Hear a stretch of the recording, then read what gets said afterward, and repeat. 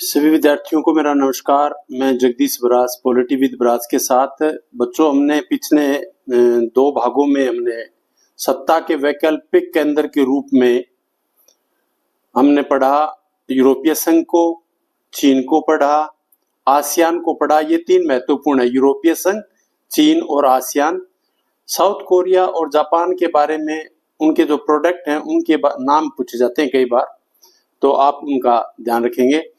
और सत्ता के वैकल्पिक केंद्र का मतलब यही है कि जो एक छत्र राज्य विश्व में अपनी डॉलर को लेकर अमेरिका कर रहा है और जो अपनी नीतियों को पूरे विश्व पर थोप रहा है, क्या उसके सामने कोई ऐसी संस्था है जो उसका मुकाबला कर सके। तो 1945 के बाद यूरोपीय संघ आया, आसियान आया, चीन आया और जापान ने बहुत तरक्की की, साउथ कोरिया ने बहुत तरक्की की और अब भारत भी। अभी इन्हीं दिनों में डोनाल्ड ट्रंप के आने के बाद लगता है कि अब भारत भी इस स्थिति में आ गया है कि जो दक्षिणी एशिया का महत्वपूर्ण देश भारत है, बहुत बड़ा देश है, वो भी अमेरिका से आंख में आंख मिलाकर बात कर सकता है। अर्थात उनकी नीतियां जो हम पर थोपी जाती हैं उनको मना करके हम अपनी शर्तों पर या बराबरी लेवल पर उनसे हिसाब किताब कर सकते हैं। तो बच्चों, आज हम करेंगे सत्ता के वैकल्पिक केंद्र के अभ्यास के प्रश्न। बहुत जरूरी है, मैं इसे रटा नहीं रहा, मैं तुम्हें सिखा रहा हूं। यदि आप आराम से सीखोगे तो आपको हमेशा के लिए याद रहेंगे, बार बार आपको किताब उठाने की आवश्यकता नहीं होगी। आप इनको ध्यान से सुनो और उनको समझने की कोशिश करो। यदि नहीं समझ में आता तो दोबारा सुनो और फिर आप मौका मिले तो मुझे फोन पे भी पूछ सकते हो। यदि कोई डाउट हो तो आप मुझे फोन भी, शाम 6 बजे से लेकर 8 बजे तक मैं घूमने जाता हूँ, आप मुझे फोन करके कोई डाउट हो तो क्लियर कर लिया करो। ये जितना आप दूसरों से पूछ के सीखोगे वो आपके स्थायी रूप से रहेगा।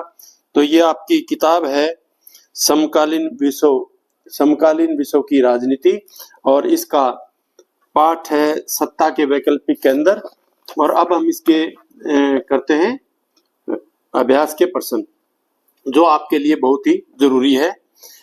पहले है तिथि के हिसाब से इन सब का क्रम दो, यानी कौन सा काम पहले हुआ कौन सा बाद में हुआ। जैसे बच्चों, आपके जन्म के, आपके तिथि के अनुसार से आपके जन्म के बारे में, अपने बारे में बताओ तो क्या हुआ, पहले आपका जन्म हुआ, फिर आपका नाम निकाला गया, उसके बाद आप स्कूल में आए, उसके बाद आप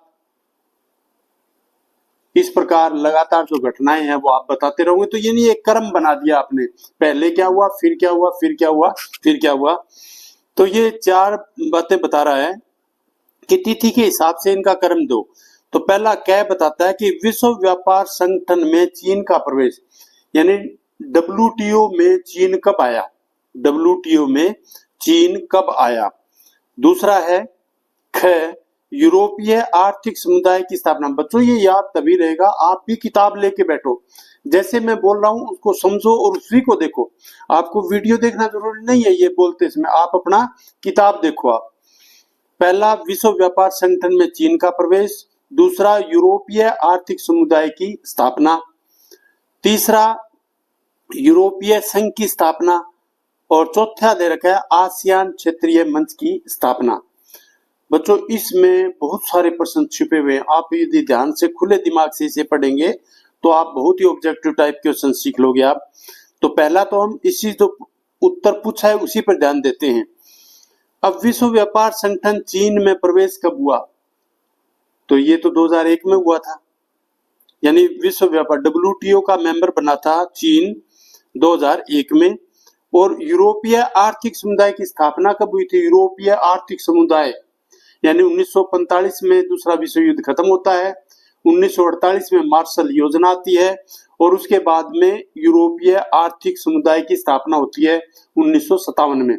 यानी WTO में आया 2001 में और आर्थिक समुदाय की स्थापना हुई 1957 में। तीसरा, यूरोपीय संघ की स्थापना कब हुई, ये जो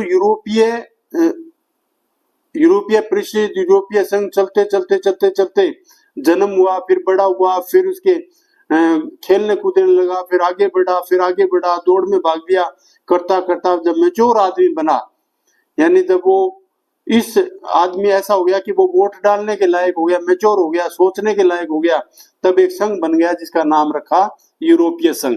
और ये यूरोपीय संघ बना था 1992 में। आसियान क्षेत्रीय मंच की स्थापना कब हुई थी? इसमें बच्चों चूक जाते हो, ये आसियान की स्थापना कब हुई थी? आसियान की स्थापना 1967 में हुई थी। आसियान की स्थापना हुई थी 1967 में, 67। मेरा जन्म हुआ था 1968 में, यानी आसियान मेरे से 1 साल बड़ा है। तो आप ये भी याद रख सकते हैं कि मेरे जो आसियान है वो मेरे सर से 1 साल बड़ा है। और इसमें आगे जाके बहुत सारी संस्थाएं बनी, छोटे छोटे भाग बनते हैं, काम को बांटा जाता है।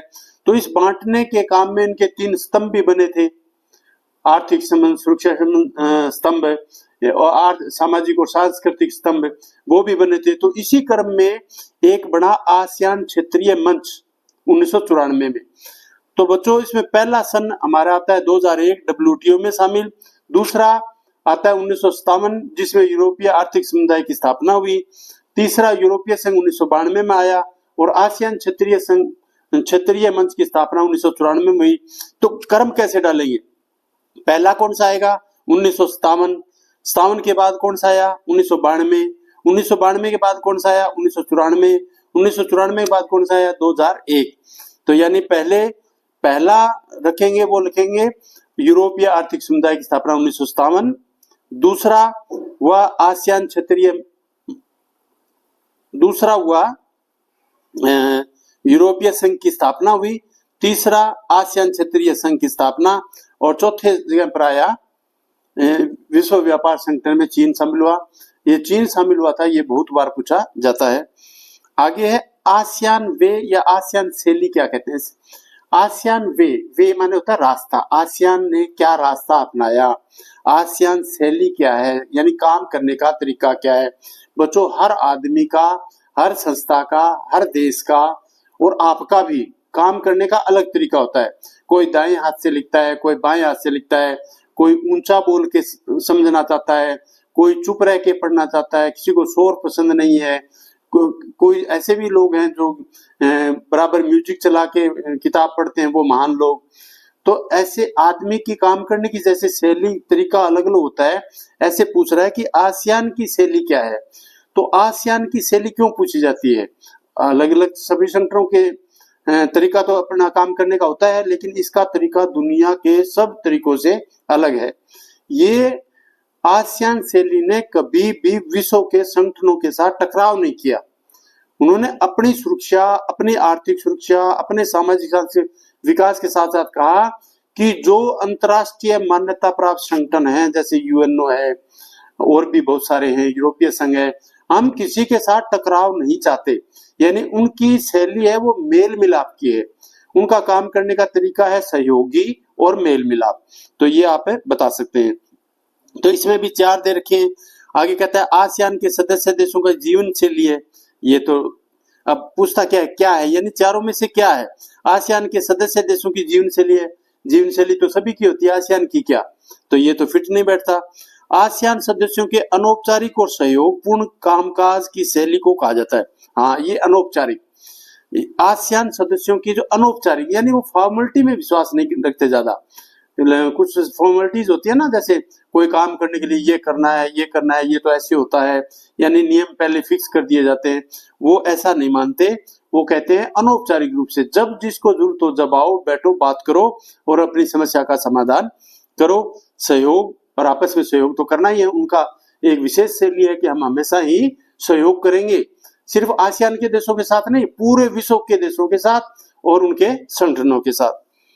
तीसरा, आसियान सदस्यों की रक्षा नीति। ये तो रक्षा नीति तो अलग शैली क्या हो सकती है? रक्षा नीति, दुनिया का कोई भी संगठन हो वो बनता किस लिए है? तुम्हें कहा जाएगा कि फला संगठन के क्या उद्देश्य हैं, आसियान के क्या हैं, यूरोपीय संघ के क्या है, नाटो के क्या है, वार्सा पैक्ट के क्या है।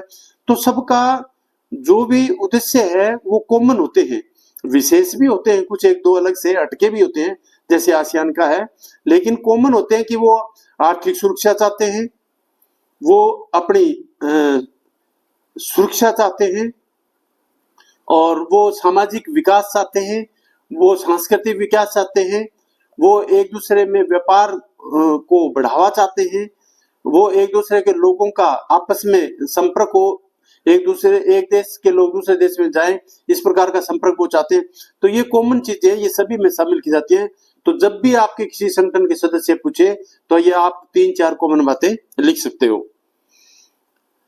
आगे सभी आसियान सदस्य देशों को जोड़ने वाली सड़क, नहीं ये तो जोड़ने वाली सड़क का नाम नहीं है आसियान शैली है आपस में सहयोग और अनौपचारिक बिना किसी फॉर्मेलिटी के संबंध स्थापित करना। तीसरा प्रश्न है इनमें से किसने खुले द्वार की नीति अपनाई? खुले द्वार मतलब ओपन डोर, ओपन डोर, दरवाजा किसने खोला?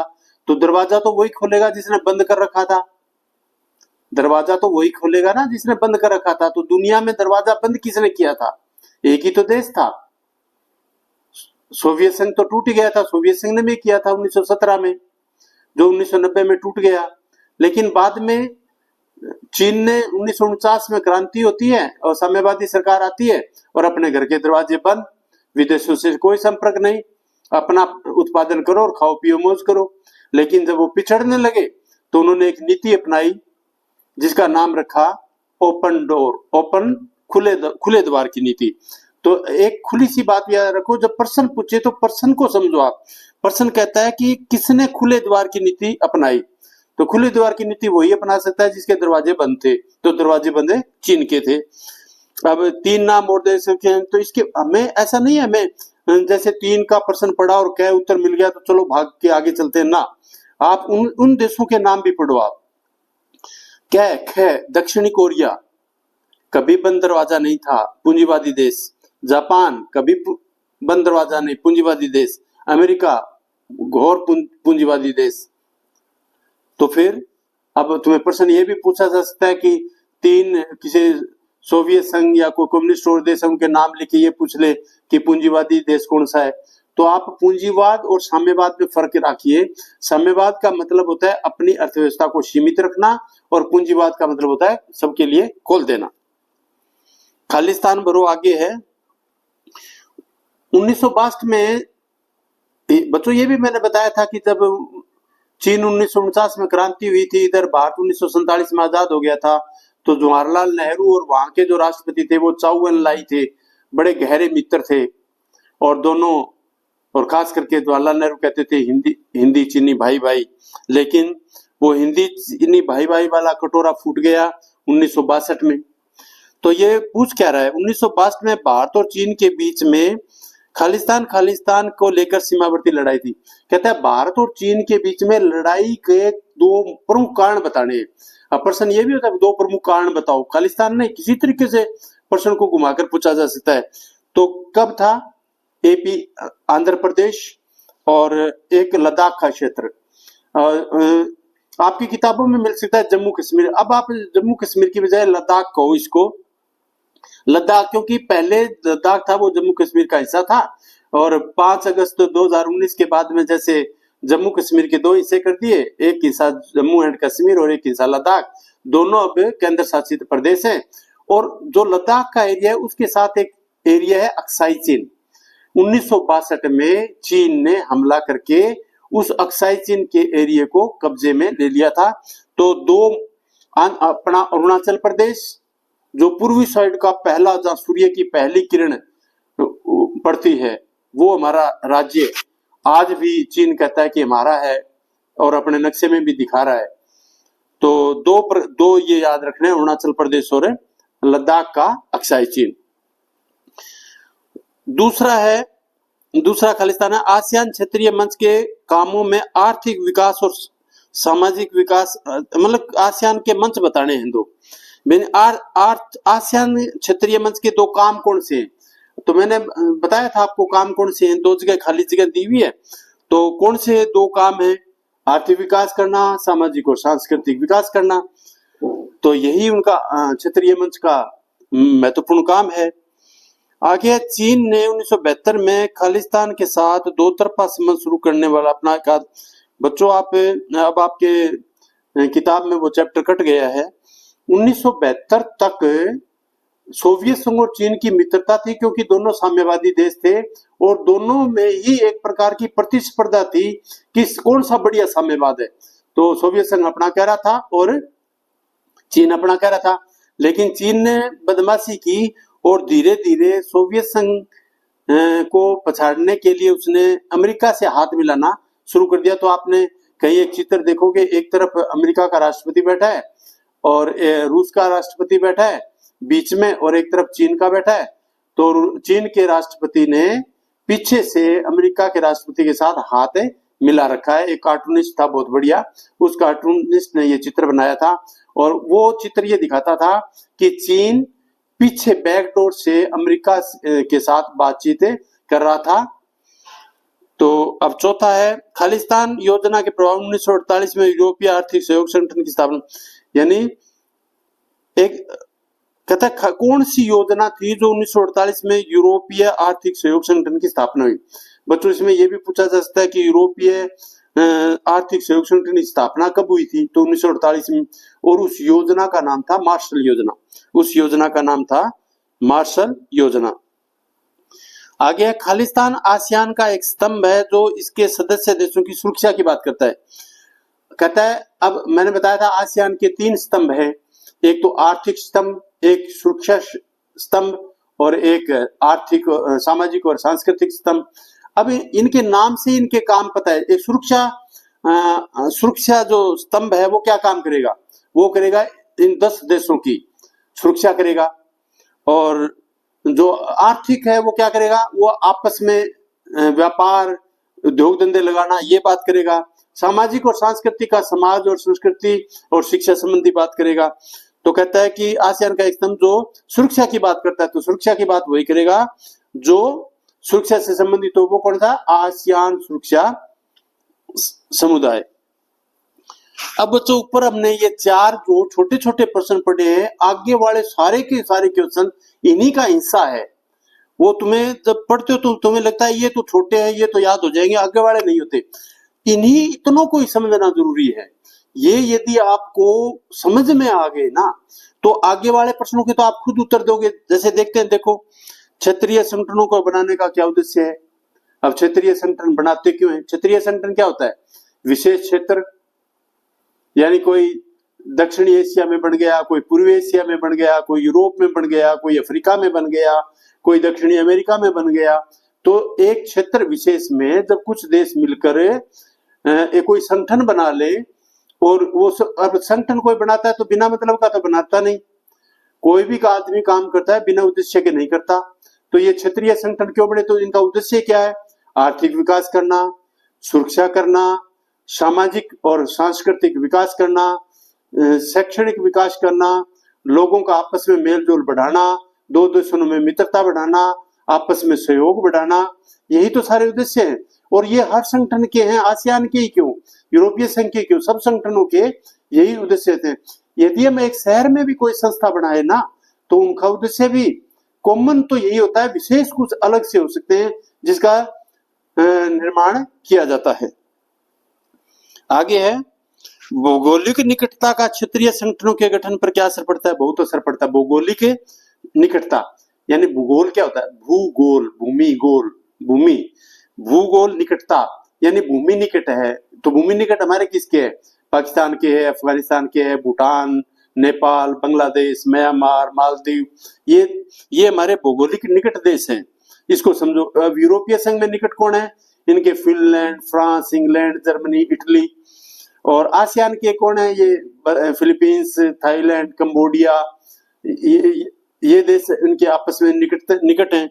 तो प्रश्न क्या पूछता है कि संगठनों का निकटता का क्षेत्रीय संगठन पर क्या असर पड़ता है? बहुत असर पड़ता है, तभी तो संगठन बनाते हैं।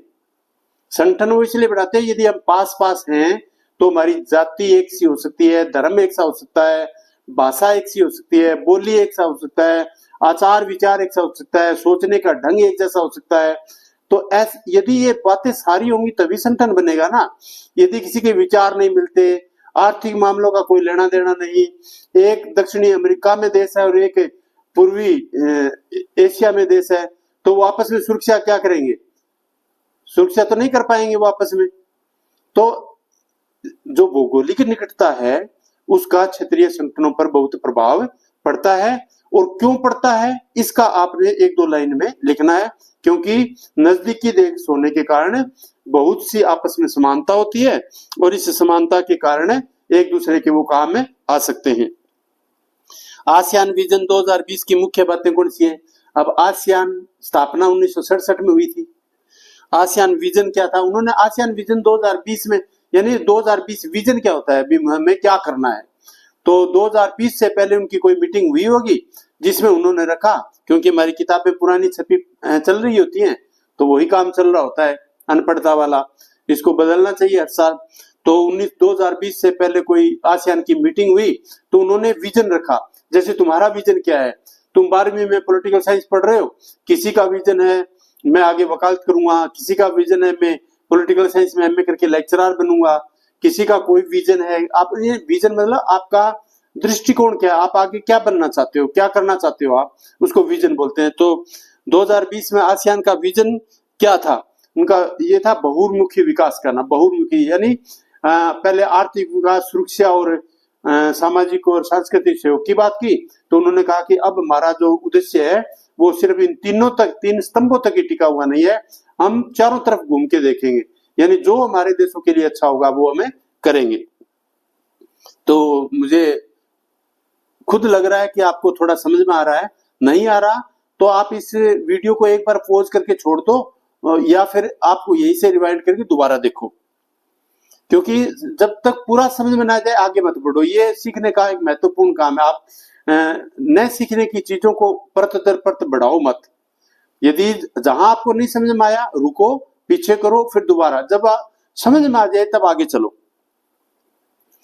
आगे है आसियान समुदाय के मुख्य स्तंभ और उनके उद्देश्यों के बारे में बताओ। अब तो बेटा हर ऊपर यही बात की हमने, आसियान समुदाय के मुख्य स्तंभ कौन से? 3 स्तंभ बताए थे।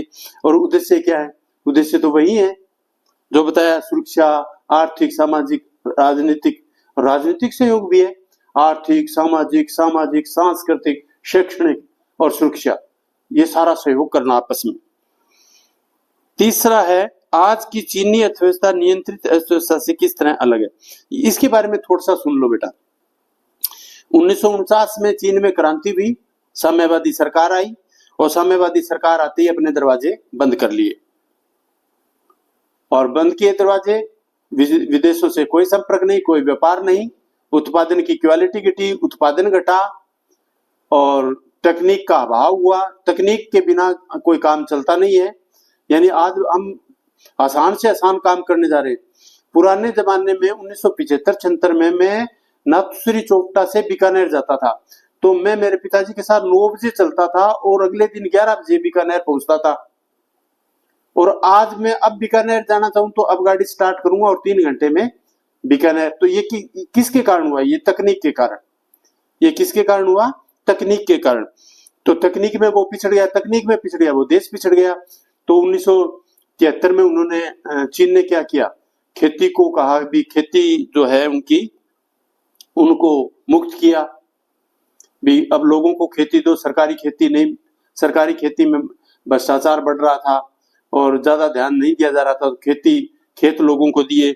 और 1998 में उन्होंने उद्योगों को भी फ्री कर दिया, भी उद्योग भी आप प्राइवेट लगा सकते हो। 2001 में तो वो WTO में शामिल होकर विश्व के साथ भी शामिल हो गए। तो 1982 में उन्होंने कृषि को स्वतंत्र किया था और 1998 में उन्होंने उद्योगों को, तो ये आपने सन याद रखने की कृषि को कब मुक्त किया, तो 1982 में, 1998 में किया उद्योगों को और 2001 में वो WTO में शामिल हो गए। एक उन्होंने 1985 में एक सांगेन की संधि की थी। आज की चीनी अर्थव्यवस्था नियंत्रित अर्थव्यवस्था से किस तरह भिन्न है? नियंत्रित है वो, ये नियंत्रित अलग कैसे है? वो अलग इसलिए है कि उन्होंने शॉक थेरेपी नहीं अपनाई, यानी उन्होंने अमेरिका और यूरोपीय देशों का डायरेक्ट उद्योग लगाने और सहयोग करने की बजाय उन्होंने क्या कहा कि हम खुद उत्पादन करेंगे, उद्योग लगाएंगे, आप भी तकनीक दीजिए, आप आर्थिक सहयोग दीजिए। तो इस प्रकार उन्होंने जो यूरोप ने जो ढंग अपनाया था अपना आर्थिक विकास करने का, वो उन्होंने नहीं अपनाया। किस तरह आगे है, किस तरह यूरोपीय देशों ने युद्ध के बाद अपनी परेशानियां सुलझाई, संक्षेप में इन कदमों की चर्चा करें और उनमें होते हुए यूरोपीय संघ की स्थापना हुई। यूरोपीय संघ 1945 में द्वितीय युद्ध खत्म हुआ, यूरोप का बुरा हाल हो गया और उसको आर्थिक विकास के लिए मार्शल योजना लागू की गई, यूरोपीय परिषद बनाई गई, अमेरिका ने शॉक थेरेपी भी लागू की थी पूर्वी यूरोप में।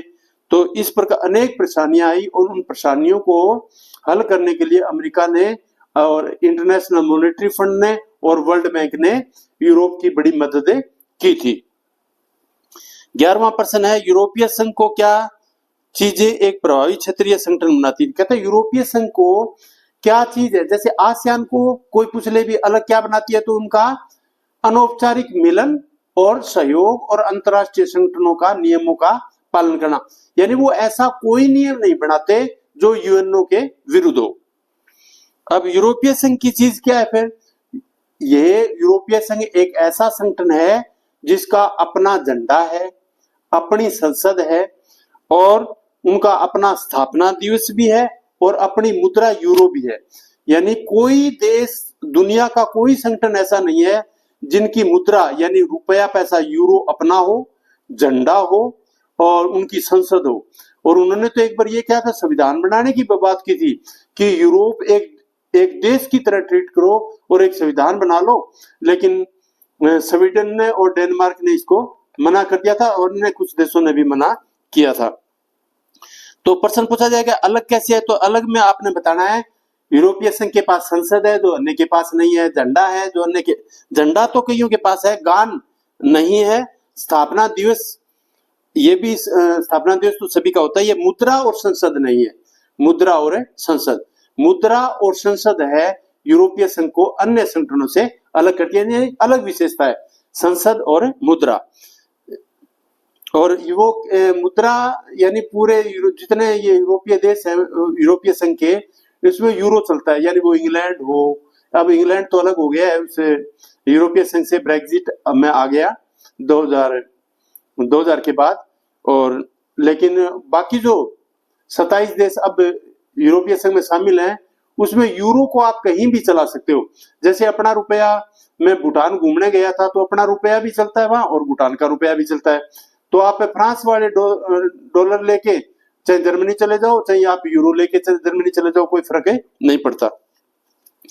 12वां प्रश्न है, चीन और भारत की उभरती अर्थव्यवस्था में मौजूदा एक ध्रुवीय विश्व व्यवस्था को चुनौती दे सकने की क्या क्षमता है? हाँ, काफी क्षमता है।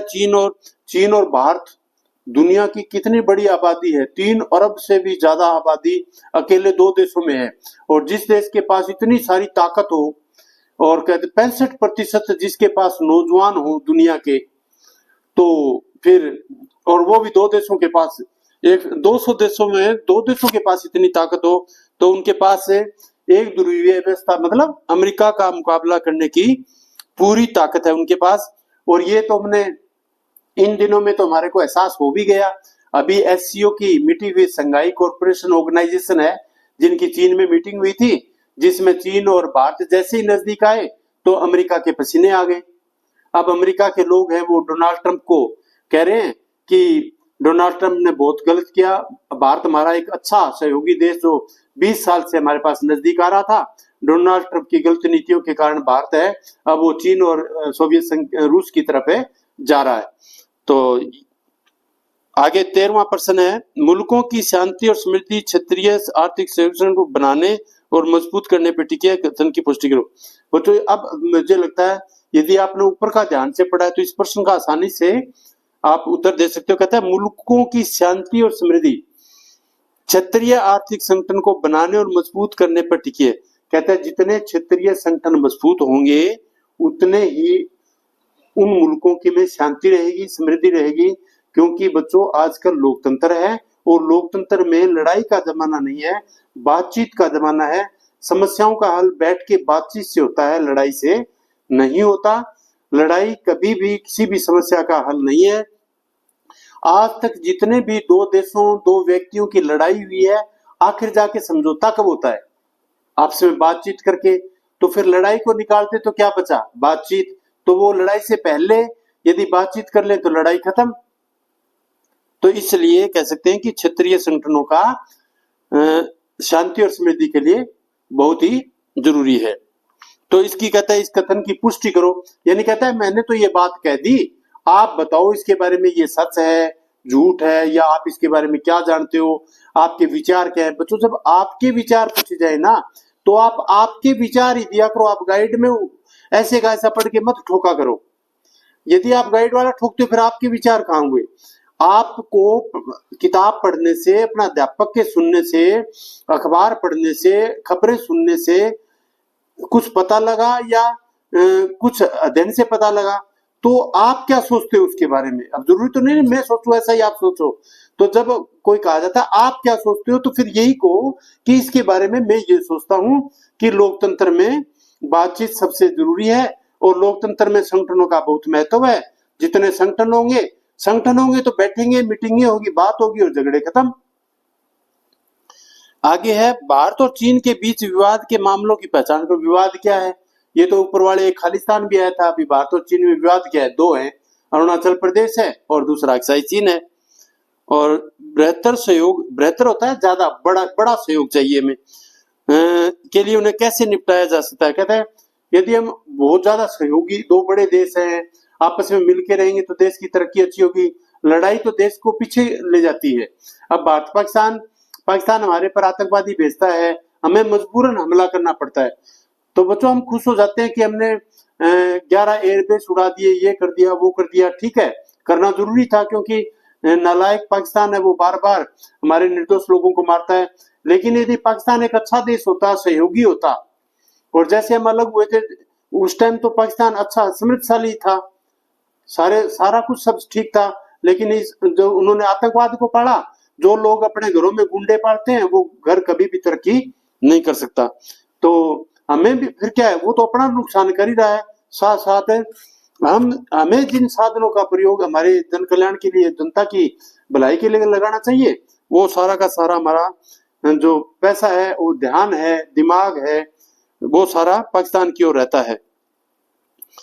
तो कैसे निपटाया जा सकता है, तो ये तो कहता है निपटाया, तो पहले तो आप विवाद के बारे में देखिए, विवाद है क्या। तो एक तो सबसे पहला विवाद तो हमारा ये हुआ था कि 1914 में जब हम अंग्रेजों के गुलाम थे, तो भारत, चीन और तिब्बत एक छोटा सा देश था जो भारत और चीन के बीच में था। तो भारत तिब्बत के लोग हैं वो अंग्रेजों को पसंद नहीं करते थे, नहीं चीन वाले अंग्रेजों को पसंद नहीं करते थे। तो और चीन, ये जो अंग्रेज थे वो तिब्बत तक व्यापार करते थे, तो उधर से चीनी आते थे तिब्बत में और इधर से भारतीय उनके साथ और अंग्रेज व्यापार करते थे। तो उनका आपस में झगड़ा रहता था तिब्बत में। तो 1914 में एक मैकमोहन व्यक्ति था, उन्होंने बैठ के कुछ भारत, चीन और तिब्बत ने मिलकर एक फैसला किया और एक लाइन बना ली भी, ये लाइन भारत और चीन के बीच की एक लाइन खींच ली, उसको कहा गया मैकमोहन रेखा। तो प्रश्न ये भी पूछा जा सकता है भारत और चीन के बीच में रेखा है, उसका नाम क्या है, तो मैकमोहन है। कब खींची गई, 1914 में। लेकिन इस रेखा को 1947 में भारत के आजाद होने के बाद भारत ने तो स्वीकार कर लिया, ठीक है कोई बात नहीं। लेकिन 1949 में जो क्रांति हुई चीन में, जो साम्यवादी सरकार बनी और जो चाउ एन लाई जो राष्ट्रपति आए थे, उन्होंने इसको कभी स्वीकार नहीं किया। उन्होंने कहा था ये तो अंग्रेजों की देन है, हम इसे नहीं मानते। तो उन्होंने उसको नहीं माना, तिब्बत पर कब्जा किया।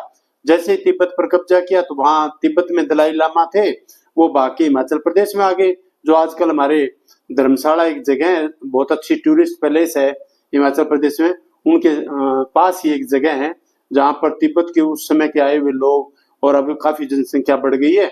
एक प्रकार की तिब्बत की सरकार है, वो भी है वहां, विदेश मंत्री, गृह मंत्री, प्रधानमंत्री, सारे एक सांकेतिक सरकार तिब्बत की वहां धर्मशाला के नजदीक है, और वो मीटिंगें भी करते हैं।